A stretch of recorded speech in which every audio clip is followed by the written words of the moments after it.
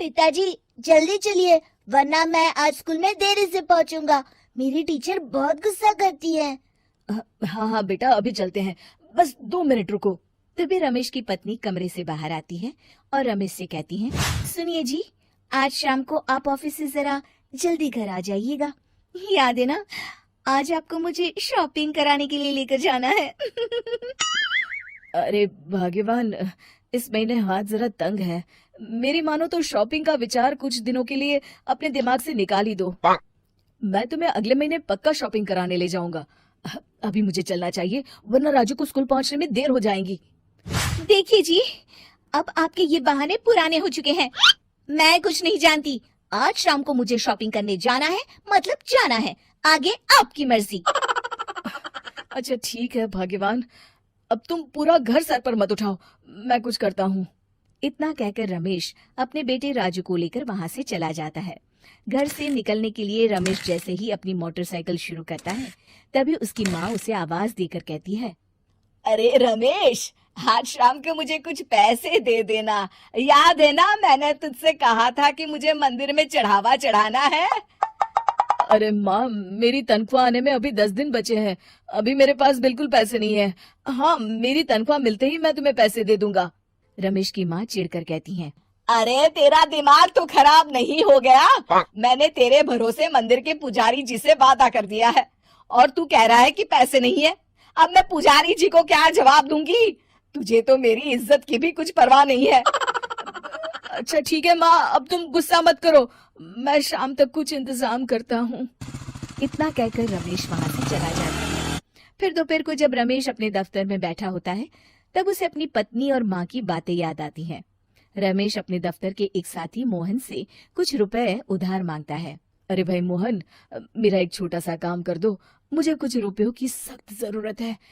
मुझे कुछ दिनों के लिए क्या तुम रुपए उधार दे सकते हो? अरे रमेश भाई, मैं तुम्हें पैसे उधार तो दे सकता हूँ, लेकिन मुझे वक्त पर पैसे लौटा देना। वैसे भी मेरा मानना है कि दोस्ती यारी में कभी पैसों का व्यवहार नहीं करना चाहिए। ये कहावत तो तुमने सुनी ही होगी कि उधार प्रेम की कैंची है। मैं नहीं चाहता कि पैसों को लेकर हमारा रिश्ता खराब हो। अरे मोहन, तुम बिल्कुल चिंता मत करो, मैं तुम्हारे पैसे वक्त पर लौटा दूंगा। फिर मोहन रमेश को पैसे दे देता है। शाम को घर आकर रमेश कुछ पैसे अपनी माँ को देता है और साथ ही अपनी पत्नी को भी शॉपिंग कराने बाजार लेकर जाता है। रमेश की पत्नी और उसकी माँ का स्वभाव जरूरत से ज्यादा खर्चीला होने के कारण दोनों हमेशा बेवजह पैसे खर्च करती हैं। फिर एक दिन, सुनिए जी, अगले हफ्ते हमने छुट्टियों में कहीं बाहर जाने का प्लान बनाया था। आपने पैसों का इंतजाम कर लिया ना? अरे अभी कहाँ, अभी तो मेरे पास बिल्कुल पैसे नहीं है, हम कभी और चले जाएंगे। देखिए जी, मैंने सभी सहेलियों से कह दिया है कि मैं बाहर घूमने जा रही हूँ। अगर मैं नहीं गई तो सब मुझ पर हंसेंगी। आप कहीं से भी पैसों का इंतजाम कीजिए जी। इतना कहकर रमेश की पत्नी वहाँ से चली जाती है। वहीं दूसरी तरफ रमेश की माँ भी तीर्थ यात्रा जाने की जिद करती है और रमेश से पैसे मांगती है।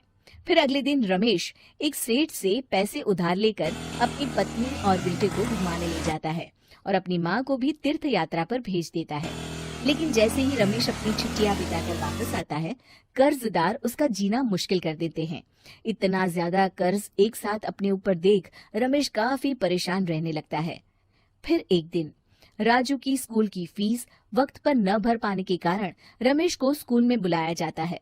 स्कूल के प्रिंसिपल साहब रमेश को सख्त हिदायत देते हैं कि अगर वक्त पर स्कूल की फीस नहीं भरी गई तो उनके बेटे का नाम स्कूल से काट दिया जाएगा। अपने बेटे की स्कूल की फीस भरने के लिए रमेश अपने दोस्त गिरधारी से कुछ पैसे उधार ले लेता है और स्कूल की फीस भर देता है। रमेश की माँ और उसकी पत्नी खर्चे और घर की जिम्मेदारी संभालते संभालते धीरे धीरे रमेश पूरी तरह कर्ज में डूब जाता है। और तभी एक दिन दफ्तर में काम करते समय रमेश की तबीयत अचानक बिगड़ जाती है और वो बेहोश होकर गिर पड़ता है। उसे जल्दी से पास के एक अस्पताल में भर्ती कराया जाता है। रमेश के घर वालों को ये बात पता चल जाती है तो वे सभी अस्पताल पहुंचते हैं। अस्पताल के डॉक्टर साहब उन्हें बताते हैं, देखिए, देर रात तक जागने और जरूरत से ज्यादा काम करने की वजह से इन्हें चक्कर आ गया था। बेहतर यही होगा कि इन्हें कुछ दिनों के लिए पूरी तरह आराम करने दिया जाए। रमेश की हालत देखकर उसके बेटे राजू को बहुत गुस्सा आता है और वो अपनी दादी और माँ से कहता है, माँ, दादी, मैं इतना छोटा हूँ, फिर भी मैं इतना समझता हूँ कि पिताजी दिन रात दफ्तर में काम करके पैसे कमाते हैं। पिताजी अकेला पूरा घर संभालते हैं और आप दोनों अपने फिजूल के खर्चों के लिए उन पर दबाव डालते रहते हैं। आज पिताजी की हालत के जिम्मेदार तो आप दोनों हैं। राजू की समझदारी भरी बातें सुनकर रमेश की माँ और पत्नी को अपनी गलती का एहसास होता है और दोनों की आंखों में आंसू आ जाते हैं। फिर कुछ दिनों के बाद रमेश की तबीयत एकदम अच्छी हो जाती है और वो पहले की तरह अपने काम पर जाने लगता है। रमेश की माँ और पत्नी अब उसे किसी प्रकार की कोई तकलीफ नहीं देते और ना ही उससे किसी चीज की मांग करते हैं। फिर देखते ही देखते रमेश अपने कर्ज के सारे पैसे चुका देता है। उसकी जिंदगी पहले की तरह अच्छी हो जाती है और वो अपने परिवार के साथ खुशी खुशी रहने लगता है। शिक्षा, हमारे रिश्ते एक तराजू की तरह होते हैं जिसकी दोनों ओर जिम्मेदारी और समझदारी का वजन बराबर होना चाहिए।